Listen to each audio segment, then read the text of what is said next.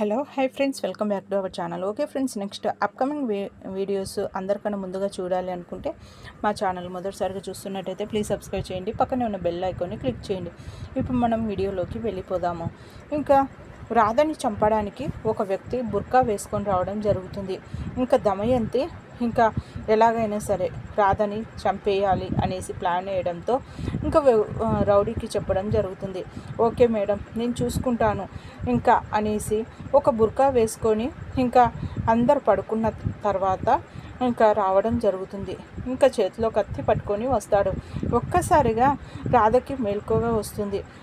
విక్రమ్ కృష్ణ గారు ఏదో సౌండ్ వస్తుంది చూడండి అనేసరికి ఎవరు ఉంటారులే రాధ అనేసి, లేదు విక్రమ్ కృష్ణ గారు ఏదో సౌండ్ వస్తుంది ఒకసారి లేపండి అనేసి లేపుతుంది.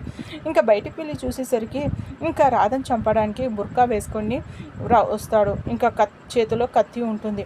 ఎవరు నువ్వు అనేసి ఇంకా విక్రమ్ పట్టుకోబోతూ ఉంటాడు. ఇంకా రాధ కూడా జాగ్రత్త విక్రమ్ కృష్ణ గారు అనేసి అరుస్తూ ఉంటే ఇంకా ఇంట్లో వాళ్ళందరూ లేవడం జరుగుతుంది. ఇంకా విక్రమ్ పట్టుకునే ప్రయత్నం చేస్తాడు, కానీ ఇంకా ఆ రౌడీ షీటరు ఇంకా అక్కడ నుండి తప్పించుకొని వెళ్ళిపోతాడు. ఇంకా దమయంతి మాత్రం చాలా టెన్షన్ పడిపోతూ ఉంటుంది. ఇంకా తను తప్పించుకోవడంతో అమ్మయ్య అనేసి ఊపిరి పీల్చుకుంటుంది.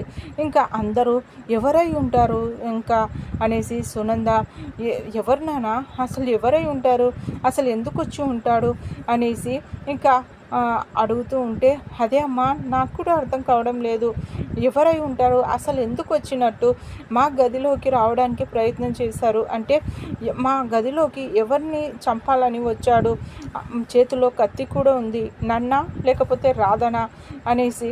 రాధని అయితే ఆ దుర్గని అరెస్ట్ చేశాం కదా, ఇంకా వాడు ఒక్కడే రాధకి వ్యతిరేకంగా ఉండే, ఇంకా మళ్ళీ ఇంకెవరై ఉంటారు, అసలు ఏం జరుగుతుంది అనేసి ఇంకా ఆలోచనలు పడిపోతాడు ఇంకా విక్రమ్. ఓకే ఫ్రెండ్స్, మా వీడియో కనుక మీకు నచ్చినట్టయితే ప్లీజ్ సబ్స్క్రైబ్ చేయండి. పక్కనే ఉన్న బెల్ ఐకాన్ని క్లిక్ చేయండి. ఇలాంటి వీడియోస్ అందరికన్నా ముందుగా చూడగలుగుతారు. Thank you.